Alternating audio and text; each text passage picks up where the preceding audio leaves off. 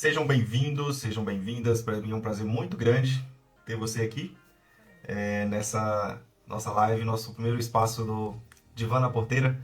Para a gente muito satisfatória aí a sua participação aí. Bom, vamos falar um pouquinho sobre mercado de trabalho no agronegócio. Eu sou Julião Rodrigues, engenheiro agrônomo e ajudo profissionais do agro a melhorarem a sua persuasão e o seu poder de negociação, potencializando a sua geração de valor para os seus clientes. E o tema de hoje é muito oportuno, é muito válido, né? Falar de mercado de trabalho é sempre uma boa, né? O agronegócio hoje representa cerca de 25% do PIB do nosso país, né?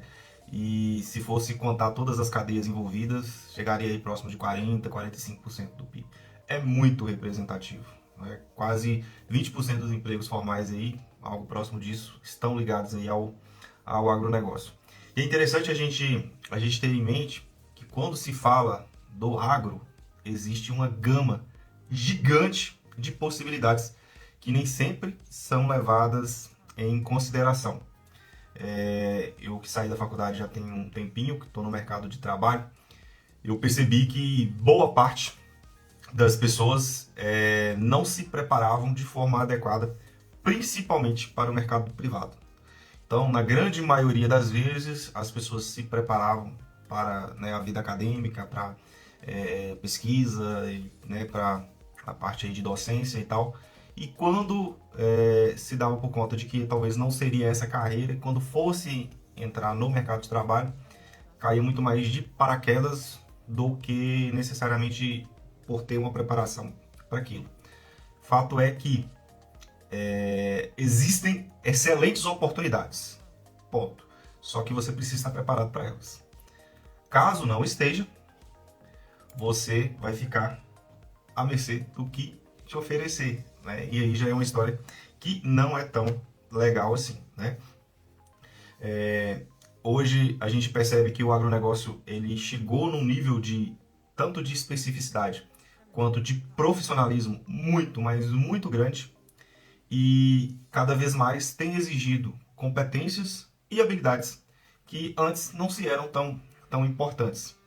Foi-se um tempo que apenas o seu conhecimento teórico, técnico, dentro de qualquer atuação que você fazia, era suficiente. Hoje já não é mais. Você é exigido ao extremo por uma série de habilidades e competências, e na grande maioria das vezes, coisas que você não vai aprender na escola, que você não vai aprender na faculdade, que você não vai aprender em nenhuma academia nesse sentido. Mas que serão necessárias caso você queira ter resultados satisfatórios em qualquer campo que você for atuar, né?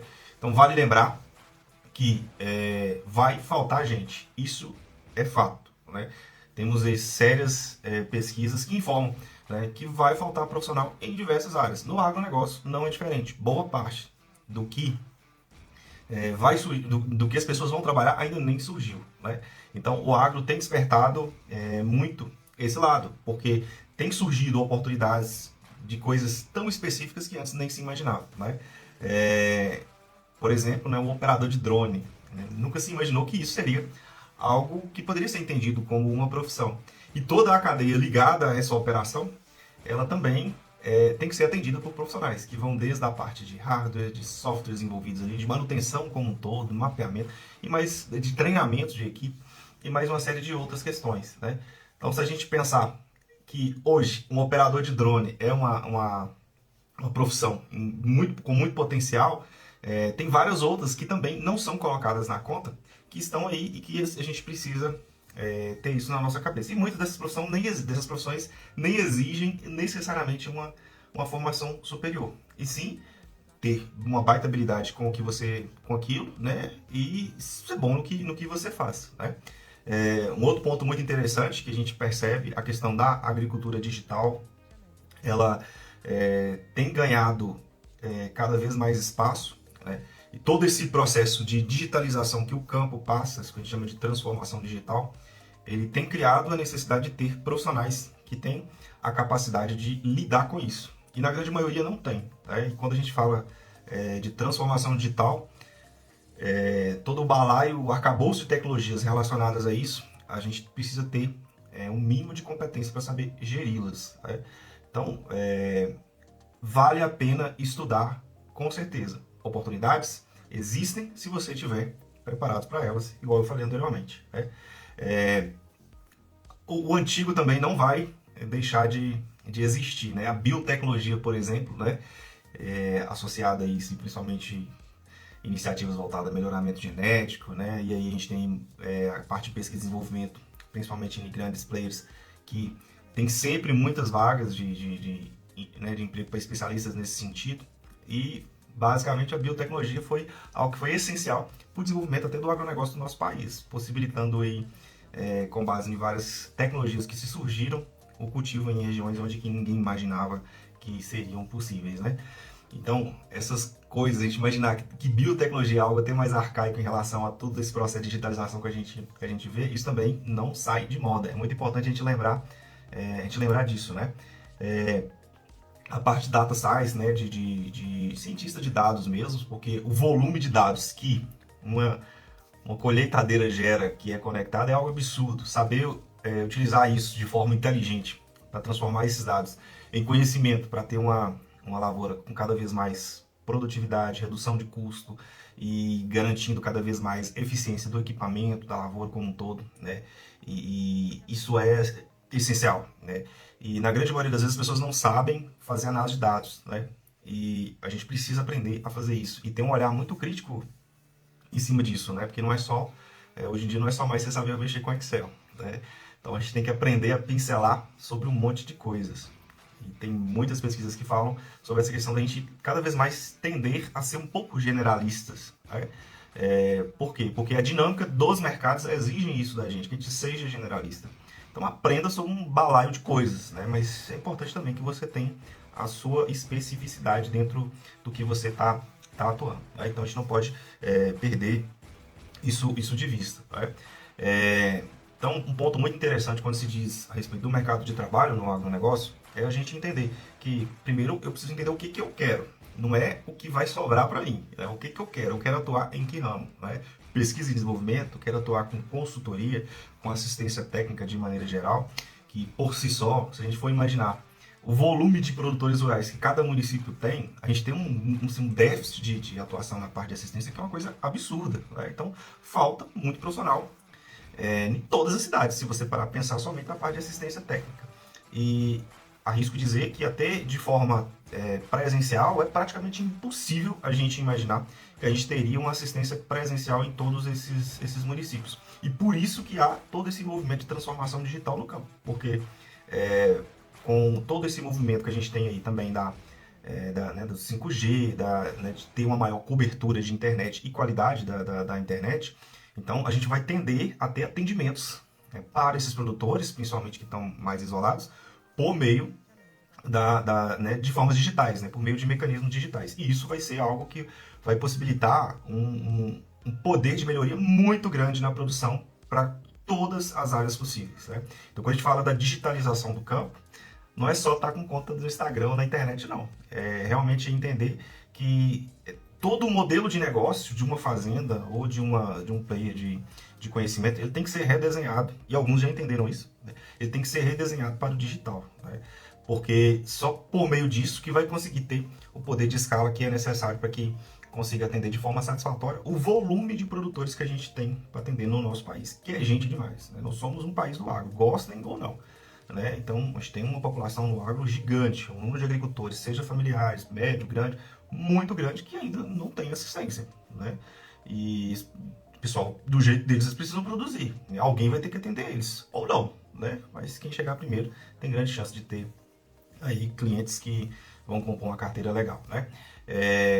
Isso é uma maneira bem interessante de atuação de forma autônoma, que não necessariamente você precisa ser empregado de alguém. É realmente estruturar a sua formação, dar a cara e a coragem, treinar para isso e, mesmo com muita insegurança, colocar esse volume grande de conhecimento que você acha que não tem, mas tem em prática e conquistar a sua carteira de cliente, né?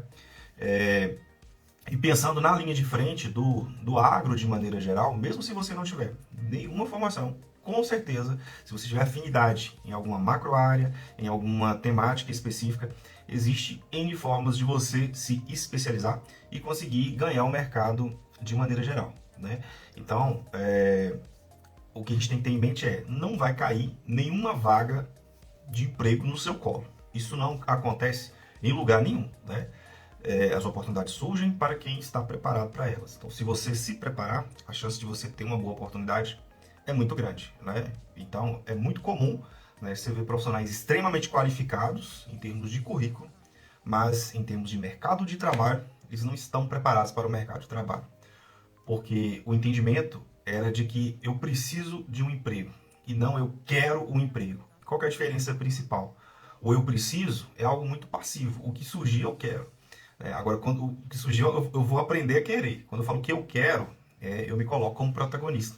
De criar mecanismos para que eu consiga fazer o meu melhor e, ao mesmo tempo, encontrar algo que esteja alinhado com o que eu quero, com o meu propósito, ou algo que vá me fazer bem, né? E lembrando que, gente, pensando em mercado de trabalho, não só no agronegócio, mas atuação de maneira geral, remuneração por si só não segura ninguém, né? Então, você ser bem remunerado, bacana, te possibilita uma vida digna. Mas isso não vai te proporcionar satisfação no que você faz se não for algo que realmente você tenha um mínimo de afinidade. Então não caia nessa. Não entra em qualquer atuação de algo que realmente não vai te trazer um mínimo de satisfação, de vontade, que não esteja alinhado com pelo menos um pouco do seu propósito. Porque você passa muito tempo da sua vida trabalhando. Então se você for fazer uma coisa que não vai te trazer um mínimo de satisfação, nem perca o seu tempo, que é perda de tempo para você, para a empresa que você está trabalhando e para os clientes que você for atender, né? Então é algo muito desconexo com a vida de maneira geral, né? E um outro ponto muito importante também, gente, como a gente tem uma diversidade muito grande em relação a áreas, a regiões, cada vez mais você tem equipamentos, né, agrícolas que são muito distintos uns dos outros. Então tem surgido uma área relacionada ao design para a construção de máquinas, né? Que um design mesmo, design de máquinas agrícolas, né? Isso é algo tão específico porque tem se tornado algo personalizável, porque o Brasil é um país continental. E nesse sentido, não tem como a gente imaginar que toda a máquina que serve no lugar vai servir no outro, porque realmente não vai, né? Então tem surgido designers com especialidades voltadas para criar e desenvolver máquinas específicas para áreas específicas. Linkado a isso, né, quando a gente pensa naqueles equipamentos autônomos, né, aqueles robozinhos estranhos que a gente vê, o Spot, né, que é aquele cachorro lá de uma agência lá da NASA, né, de uma subsidiária da NASA, já vi a utilização dele, né, eles colocaram uma mochilinha nele para poder fazer a pulverização em áreas que são extremamente íngremes, né, porque você não tem como ir de trator, de um equipamento menor, então teria que ser algo praticamente escalado por um cachorro mesmo. Olha que coisa sensacional, né? E a questão da impressão 3D, né, você já vê aí equipamentos muito interessantes né, designers e softwares no desenvolvimento de impressão de carnes vermelha mesmo, né, com base em impressora 3D. Assim, é algo que eu não consigo imaginar que vai afetar o mercado das grandes commodities, né, mas é um mercado que vai existir e que vai ter profissionais ligados a isso também. A gente pensar que estamos caminhando aí para 8 bilhões de pessoas, né, e é muita gente para comer, né? A produção de commodities, ela não vai deixar de existir. Então você pode ter orgânico, você pode ter um movimento vegano, você pode ter assim, N outras possibilidades. Mas um volume grande de pessoas que precisam se alimentar. E para isso, precisamos produzir, né? Então que a produção básica de commodities, esse basicão, ele sempre vai existir, né? Falando um pouco sobre a questão da inteligência artificial. A inteligência artificial, quando a gente pensa em inteligência artificial, a gente tem que falar basicamente em softwares, né? E hoje, o que a gente tem de softwares baseados aí em inteligência artificial, principalmente para mapeamento de solos, para buscar previsões de talhões e padrões de doenças e de ataques de patógenos, é essencial, porque você consegue fazer uma comparação com uma base gigante de informações e com base nisso você consegue definir determinados padrões que antes seriam impossíveis de acontecer. Além de todo a parte de inteligência artificial que existe relacionada aos softwares que manuseiam aí, né, que controlam uma série de equipamentos, que são equipamentos muito caros, né? Qualquer colheitadeira básica aí de soja aí, beira aí um bilhão de reais, né? Então ela gera um volume de soja, um volume de informações muito grande. Essas informações, para serem processadas, é muito importante a utilização de softwares específicos, né? Para poder transformar esse balaio de dados em inteligência que seja útil para aquela propriedade, né? Então, inteligência artificial é um negócio que veio para ficar. E se você for o chat GPT que tá aí tá na moda, né? Se você for lá no chat GPT e digitar lá, agora eu quero que você haja como um agrônomo muito experiente, com 10 anos de experiência em soja. Eu tenho uma área assim, assim, assim, e eu queria que você me fizesse uma recomendação detalhada, de uma linguagem muito prática, para poder fazer o plantio. Né? Eu vou te dar um relatório bem detalhado, às vezes até muito mais do que qualquer profissional técnico que fosse fazer ali. Né?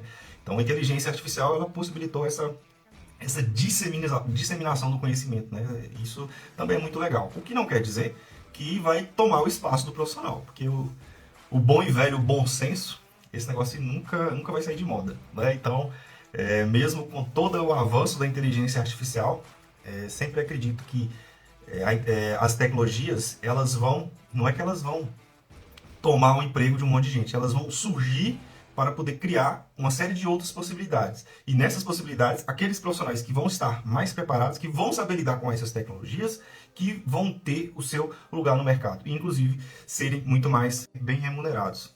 A lógica é aprender a utilizar as tecnologias, seja inteligência artificial de qualquer outro formato, a seu favor, né? E não ser refém dela. Né? Então, um profissional que é refém de fazer uma orientação por meio de uma inteligência artificial, esse profissional está fadado ao fracasso. Agora, um profissional que usa a inteligência artificial para validar o seu conhecimento, para reforçar, para criar outros mecanismos, para complementar alguma coisa, para ter uma segunda opinião, né? Com certeza, esse profissional ele vai cada vez mais chegando próximo da excelência com a entrega de qualidade para o seu cliente. Né? Eu sou apaixonado pelo agro. Nasci, criei e hoje eu atuo numa grande agência de desenvolvimento com gestão de projetos. E para mim é uma satisfação muito grande a gente ver a evolução do produtor quando ele tem um pouquinho de cabeça um pouco mais aberta para aprender. Não é nem aquele que é mais bem instruído, não é nem aquele que é formado, então não. Essa humildade no sentido de aprendizagem, né? De se dar ao valor de ouvir e aprender. Quando a gente percebe o tanto que a pessoa evolui, né? E ela consegue fazer uma entrega muito superior em termos de aumento de produção, de melhoria de qualidade de produto em cima disso, isso é muito interessante. E um outro ponto interessante também é quando a gente vê a evolução dos profissionais, né? Quando entram no mercado de trabalho. E o tanto que o mercado de trabalho ele educa aquele que está disposto a ser educado. E o tanto também que corta aquele também que não está preparado. Porque rapidamente ele vai ser substituído. Se pensar num ciclo curto de uma determinada cultura, né, você pensar no hortifruti, várias outras que a gente tem aí, quem contrata não está com tempo a perder. Então eu não tenho tempo de 2, 3, 4 meses para contratar alguém e desperdiçar meu tempo. Então, quando eu contrato alguém, e eu preciso para manusear ou para ser gestor de algo relevante da minha atividade, eu não posso desperdiçar tempo não. Então eu preciso que essa pessoa, não é que ela tenha experiência, mas que ela tenha capacidade de gerir e fazer bem feito o que eu preciso que faça. Nem tudo, quando a gente fala de experiência não é a quantidade de tempo que você trabalhou, mas o que você adquiriu de conhecimento, que você conseguiu absorver ao longo aí, da sua atuação profissional como um todo. Você pode adquirir muita experiência na faculdade, antes mesmo de fazer um estágio ou de qualquer outra coisa, mas porque você se dispôs a se desenvolver e colocar em prática. Se eu não tenho muito tempo a perder quando eu contrato, então eu tenho que cortar rapidamente pela raiz. Então, reparem para vocês verem. Né? A pessoa ela entra numa empresa, rapidamente já mudou, já trocou de uniforme, porque é muito dinâmico o setor. Não tem tempo não. Se o empregador já vê que a pessoa não tem o feeling ali, já tem que trocar, porque assim, vai ser uma fruta podre ali no meio da cesta e vai atrapalhar, independente da sua formação, vai mais atrapalhar do que agregar, né? Então é muito importante isso. Você não precisa ter uma mega experiência, mas você precisa entrar sabendo que você precisa entregar. Você precisa gerar valor com o seu conhecimento, porque senão você não tem utilidade nenhuma, né? E quando a gente pensa no fator regional, é evidente que você vai ter lugares que vão ter cargos completamente distintos um do outro. Por outro lado, a necessidade de determinadas habilidades não vai mudar muita coisa. Então, qualquer cargo que você for atuar, você vai ter que aprender a ser mais protagonista, a se comunicar um pouco melhor, em tempos, ser um pouco líder, gestor de pessoas, né? Aprender a ser uma pessoa um pouco mais inovadora, resolver problemas e mais uma série de outras coisas. E olha, tudo isso que eu falei, nada disso você aprende em nenhum curso na faculdade, né? Pelo contrário, você tem que quebrar a cara no chapisco sozinho para poder conseguir entregar algo que faça sentido aí para onde você estiver trabalhando, né? O Brasil é o país do agro, isso não se discute, né? E o que a gente percebe? A gente, quanto brasileiro, tem uma crise de identidade. Vocês já perceberam o tanto que o agro é um setor assim, que é mal falado constantemente? E de maneira geral, né, eu gosto muito de fazer uma reflexão sobre isso, porque são coisas que a gente, quanto profissional, temos que defender o nosso, né? A gente tem que ter algumas respostas na ponta da língua quanto a isso. Ah, o agro mata, o agro não sei o quê, nananana. Meu amigo, alguém tem que produzir, né? Alguém precisa produzir e levar comida na mesa das pessoas. Quem faz isso é o agro. Não vai ter condição de gerar comida para esse tanto de gente se não for por meio do agronegócio. E quando a gente pensa nessa crise de identidade que um país que é ligado completamente ao agronegócio tem em relação a outros setores, eu percebo que está muito ligado. Primeiro, o próprio setor ele é péssimo em marketing institucional, né? Então há uma certa, não sei qual seria a palavra, mas algo próximo a uma arrogância, né? Como assim? Eu sou o agro é muito bom, como que você pensa em falar mal de mim? Então você não vê uma autoafirmação nesse sentido dos próprios, né, do próprio setor como um todo, né? Ele se posiciona, não. O agro é importante. Quem polui mesmo é as cidades, né? Você já viu o Rio Tietê como é que tá? Para mim fazer irrigação, eu preciso fazer outorga, eu tenho que fazer um monte de coisa aqui, eu tenho que fazer manejo. Não é tão simples. Eu preciso de água. Eu preciso do clima favorável na minha propriedade. Eu preciso que o solo esteja bom para eu poder produzir. Eu preciso que o ambiente onde que a minha fazenda esteja em equilíbrio, porque senão também não vai ter sentido para mim, né? Então, a gente imagina que o produtor rural, na grande maioria das vezes, ele é muito mais um mocinho nessa história toda do que um vilão, que é taxado, né? Que não é bem por aí o caminho, né? Então a gente precisa ter argumentos e entender que o agronegócio ele é importante, ponto, né? Crimes tem que ser tratado como crime e pronto. Você não pode trazer as coisas tudo de forma genérica sem nenhum sentido, que não tem lógica nenhuma essa situação. Trazendo para a questão das pequenas cidades, gente, é impressionante quando a gente vê uma cidade, quando ela tem uma... né, a sua economia é clara qual que é a definição dela. Essa cidade aqui é a cidade de referência do produto tal. Quando ela tem uma aptidão agrícola bem definida e veste essa camisa com festas e mais uma série de outras questões, você percebe claramente a movimentação econômica que tem uma cidade. Quando ela veste essa camisa de fato, né? Quando ela é mais tímida, na grande maioria das vezes, mais atrapalha do que ajuda o setor, né? Então, pequena, grande ou média cidade, ela precisa do agro. Se não for lá dos produtores do seu entorno ali, vai ter que vir de fora. E eu garanto para vocês, se você pegar boa parte da produção agrícola que a gente tem hoje, das grandes commodities, né, você fazer uma curva aí de aumento de consumo, o brasileiro hoje consome menos do que a média mundial, a grande maioria dos produtos, né? Fruta, carne, assim, muitas outras coisas. Tudo, se tiver café, né, agora que a gente aumentou aí o consumo e nos tornamos aí um dos maiores consumidores, maior produtor e maior consumidor de café do mundo, a tendência que tem, vai faltar café, né? Embora agora também não preço das coisas, mas vai faltar café no mercado, né? Passa por alguns ciclos, mas vai faltar, isso é fato, né? Lembrando que produtor de café que tem uma boa gestão, ele sabe muito bem lidar com essas crises, assim como qualquer produto, né? O produtor de qualquer segmento, né? A produção e o envolvimento técnico, ele não caminha sozinho, você tem que aprender a trabalhar a gestão. Né? Você tem que desenrolar a sua propriedade como uma empresa. Né? Porque a gente fala agronegócio. Né? Você tem que entender o seu agro como um negócio, porque a partir disso você vai tomar decisões mais assertivas. A gente tem também a área de trader, né? Então a galera que faz a mediação aí de vendas, né? Que a gente sempre fala, né? Que quem ganha dinheiro não é quem produz, é quem vende. E é uma das verdades mais certeiras que a gente tem dentro do agronegócio, porque o ganho em cima de quem né, de quem produz, quando vai subindo a escada, realmente é muito grande, né? O produtor ele vende em sacas aí de, né, 60 quilos, para essas sacas elas serem né, divididas em vários, para depois até chegar na cafeteria para ser vendido cada dose de café a 5 reais, sei lá, 6 reais, não sei, né? Então, assim, é muito diversificado. Então, cada vez que vai subindo até chegar no consumidor final, a margem ela vai realmente sendo bem diferente, o ganho em relação a quem comprou é bem diferente. Não? Então, geralmente, quem vende tem um ganho bem maior do que quem produz. Além, né, da questão das commodities financeiras aí, né, de questão da bolsa também, que chegou num nível de profissionalização que é algo que envolve um conhecimento muito específico e falta, sem dúvida, profissional no mercado para fazer essas mediações dessas vendas, né? E é uma turma que ganha muito bem nesses processos dessas mediações, né? Bom, pessoal, eu não quero estender muito, porque também, para não ficar cansativo para vocês, né? Dizer que tentar fazer ao máximo aqui algumas lives semanais com temáticas que a gente for recebendo aí, ou que a gente for entendendo que sejam relevantes para essa questão do desenvolvimento dentro do agronegócio, né? E tentar desenvolver, trazer conhecimentos que sejam pertinentes aí para vocês, né? Fiquem à vontade para, né, compartilhar depois aí, vou deixar a live salva aqui também, para mandar também perguntas, né, fazer qualquer questionamento. Eu gosto muito de me desenvolver, de aprender constantemente, todos os dias, e não tem coisa melhor do que a gente testar o conhecimento dos outros quando os outros perguntam pra gente, né? Então, me sinto muito, muito honrado de ter esse espaço aqui com vocês, beleza? Forte abraço para vocês, né?